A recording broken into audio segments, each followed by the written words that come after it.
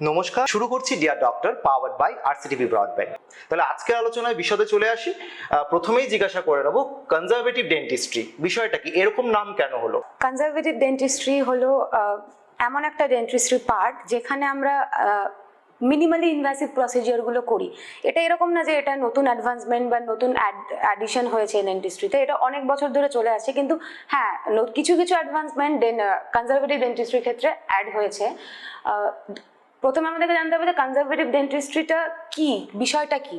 সেটা হলো এটা একটা আমরা দাঁতের যেটুকুনি পার্ট ইনফেক্টেড হয়েছে বা ড্যামেজ পোর্শন, আমরা শুধু সেটুকু পার্টকেই ট্রিট করব, মানে সেটুকু পার্টকে স্কুপ আউট করে বা রিমুভ করে তার জায়গায় আমরা সেই দাঁতটাকে ফিল করে বা রেস্টোর করে সেই দাঁতটাকে বাঁচানোর চেষ্টা করব।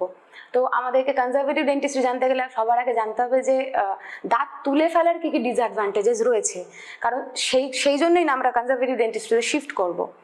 তো দাঁত তোলার যে ডিসঅ্যাডভান্টেজেসগুলো রয়েছে, সেরকম ধরুন আপনি কোনো একটা দাঁত ইনফেক্টেড হলো, আপনি সেই দাঁতটাকে তুলে ফেললেন, সেখানে একটা স্পেস ক্রিয়েট হলো।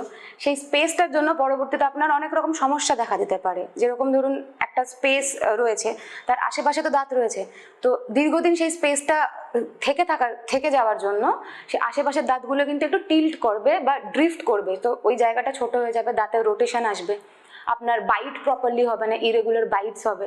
এবার সেই বাইট ইরেগুলার হওয়ার জন্য ধরুন আপনার এক সাইডে আপনি পার্শিয়ালি ইডেনচুলাস, মানে আপনার এক সাইডে একটা বা দু তিনটে দাঁত নেই, তো সেক্ষেত্রে আপনার টেন্ডেন্সি থাকবে কি যে আপনি উল্টো দিকের দাঁত দিয়ে সাইড দিয়ে বেশি খাবার চিবোচ্ছেন বা বেশি অ্যাক্টিভিটি অপোজিটের সাইডটা দিয়ে করছেন।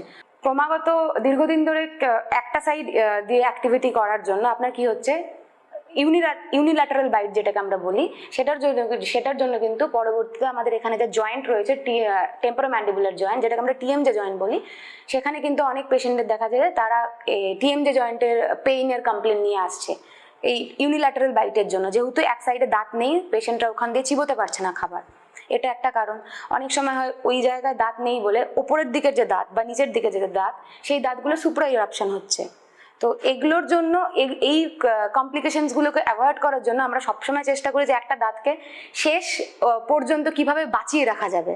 তো এগুলোর অনেক রকম প্রসিজিয়ার্স আছে, সেগুলোতে আমরা বিস্তারিত আলোচনা করব।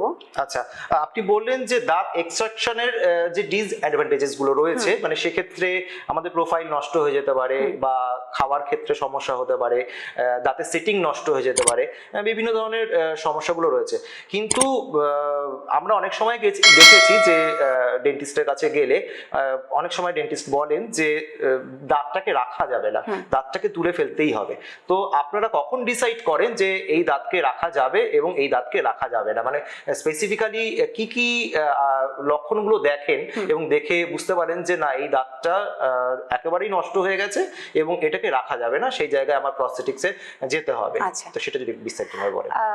পেশেন্ট মূলত দু ধরনের পেন নিয়ে আমাদের কাছে আসে। একটা পালপাল পেন, যেটা দাঁতের ভেতরে যে আমাদের দাঁতের যে কোর পোর্শন আছে, যেটাকে আমরা ডেন্টাল পাল্প বলি, সেখানে যখন কোনো ইনফ্লামেশন হয় সেখান থেকে যে পেইনের সৃষ্টি হয়, সেটাকে আমরা পালপাল পেন বলে থাকি। অনেক সময় পেশেন্ট আছে পালপাল পেন নিয়ে, আরেকটা পেন নিয়ে আসে যেটা ইম্প্যাকশনের পেন হয়। আমাদের যে আক্কেলমারির পেন যেটা আমরা বলি, যখন দাঁত আমাদের স্পেস পায় না মুখে, তখন ওই দাঁতটি বিভিন্ন অ্যাঙ্গুলেটেড হয়ে ইরাপ্ট করার চেষ্টা করে, যেহেতু মুখে সেই জায়গায় স্পেসটা পাওয়া যায় না। তখন ওই আক্কেলমারির ব্যথা নিয়ে অনেক সময় পেশেন্ট আসে। যখন ওই আক্কেল দাঁতের ব্যথা নিয়ে পেশেন্ট আসছে, তখন আমরা মোস্ট অফ দ্য কেসেসে আমরা প্রেফার করি যে সেই দাঁতটাকে এক্সট্রাকশন করে দেওয়া।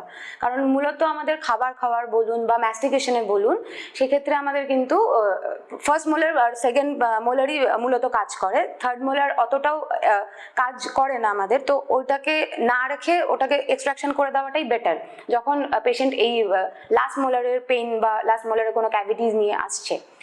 আর যখন পেশেন্ট তার আগের দাঁতের কোনো সমস্যা নিয়ে আসছে বা পেশেন্টের একটা ছোট ক্যাভিটি হয়েছে বা অনেকটা বড় ক্যাভিটি হয়েছে, তো সেক্ষেত্রে কিন্তু আমরা ওই ক্যাভিটিটাকে রিস্টোর করে সেই দাঁতটাকে বাঁচাতে পারি। অনেক সময় আমরা বলে থাকি যে না, এই দাঁতটাকে তুলে নেওয়া ছাড়া আর কোনো অপশন নেই, কারণ হয়তো আমরা দেখতে পাচ্ছি যে তার অনেক এজড হয়ে গেছে পেশেন্টের, বা পেশেন্টের যে আমাদের দাঁতের পাশে যে বোন সাপোর্টটা রয়েছে, সেই অনেক সময় দেখা যায় যে সেই বোনটা অনেকটা বেশি লস হয়ে গেছে, মানে দাঁতটাকে যে সাপোর্ট দেবে সেই সাপোর্টটা নেই বোনের, বা দাঁতের মধ্যে একটা মোবিলিটি আছে, দাঁতটা নড়ছে, তো সেক্ষেত্রে যদি আমরা কোনো রুট ক্যানাল ট্রিটমেন্টও করি বা কোনো এন্ডোডন্টিক ট্রিটমেন্টও করি, কিছুদিন পরে কিন্তু সেই এন্ডোডন্টিক ট্রিটমেন্টটা ফেল করে যাবে।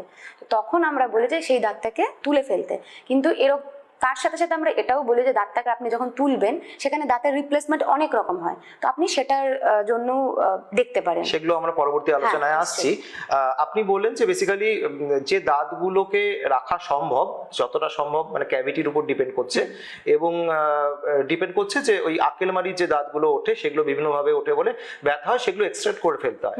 আচ্ছা, অনেক সময় দেখা যায় যে বয়সজনিত কারণে দাঁতের মানে গোড়া নড়ে যায় এবং সেক্ষেত্রে মাড়ি আলগা হয়ে যায়, সেক্ষেত্রে কি রিস্টোর করা সম্ভব কোনোভাবে, নাকি সেটাকে তুলে ফেলতে হয়? দেখুন, বয়সজনিত কারণে যেই মোবিলিটি আসে ওটা ন্যাচুরাল, মানে ওটা ফিজিওলজিক মোবিলিটি, ওটা কোনো প্যাথোলজিক্যাল কোনো কারণের জন্য হয় না।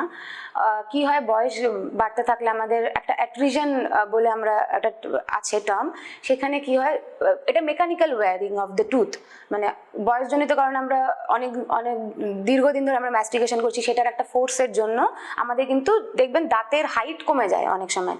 সেই জন্য অনেক বয়স্ক পেশেন্টদের, ম্যাক্সিমাম পেশেন্টদের সেন্সিটিভিটির একটা প্রবলেম হয়, কারণ হাইট যখন দাঁতের কমে যাচ্ছে, উপরের এনামেলের লেয়ারটা সরে যাচ্ছে, ডেন্টিন এক্সপোজ হয়ে যাচ্ছে, যে এনামেলের যে পরের লেয়ারটা, যেটার জন্য সেন্সিটিভিটির জন্য দায়ী যেই লেয়ারটা, সেই লেয়ারটা যখন এক্সপোজ হয়ে যাচ্ছে আপনার সেন্সিটিভিটির কারণ হয়ে দাঁড়াচ্ছে সেটা। পেরিওডন্টালের যে আমাদের যে অ্যাঙ্কারেজ সিস্টেম, যেটা দাঁতকে ধরে রাখে, যে ফাইবার্সগুলো, পেরিওডন্টাল ফাইবার্স, সেগুলো বয়স বাড়তে থাকলে সেই ফাইবার্সগুলো উইক হয়ে পড়ে, বোন স্ট্রাকচারের কিছু চেঞ্জেস আসে, বোন সাপোর্ট কমে যায়, তো তখন সেই মোবিলিটিটা দেখা যায়।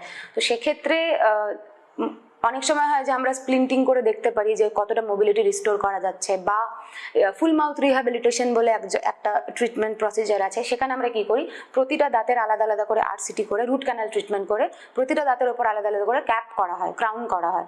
সেটা একটু কস্টলি ট্রিটমেন্ট, সেটা জেনারেলি সবাই করাতে চায় না ওই জন্য। অথবা আরও একটা প্রসিজার আছে, যখন দেখছি যে আমরা অনেকটা মাল্টিপল ডিকেড টুথ আছে বা মাল্টিপল কেরিয়াস টুথ আছে, যেখানে সব কটা দাঁতেই প্রায় ক্যাভিটিস রয়েছে বা নড়ে গেছে, থার্ড ডিগ্রি মোবিলিটি আছে, সেখানে আমরা বয়স্ক পেশেন্টদেরকে বলি যে দাঁতগুলোকে তুলে ফেলে সেখানে রিমুভেবল ডেঞ্চার বা ফিক্সড পার্শিয়াল ডেঞ্চার, যেটা একদম ফিক্স থাকবে আপনার দাঁতের সাথে, বা আপনি খোলা পড়া যেটাকে করতে পারবেন, সেই অপশনগুলোও রয়েছে। আচ্ছা আচ্ছা, আপনি এখনই আলোচনা করতে করতে বলছিলেন যে এন্ডোডেন্টিক ট্রিটমেন্টের কথা বললেন আর কি, তো এই বিষয়টা কি, এটা কি আপনার এই যে কনজারভেটিভ ডেন্টিস্ট্রি আছে তার মধ্যেই পড়ে? হ্যাঁ, তার মধ্যেই পড়ে। Conservative dentistry and endodontics similar kind of, ঠিক আছে। এন্ডোডন্টিক্স মূলত যেই পার্টটাতে ফোকাস করা হয় সেটা হচ্ছে রুট ক্যানাল ট্রিটমেন্ট, যেটাকে আমরা আরসিটি বলে থাকি।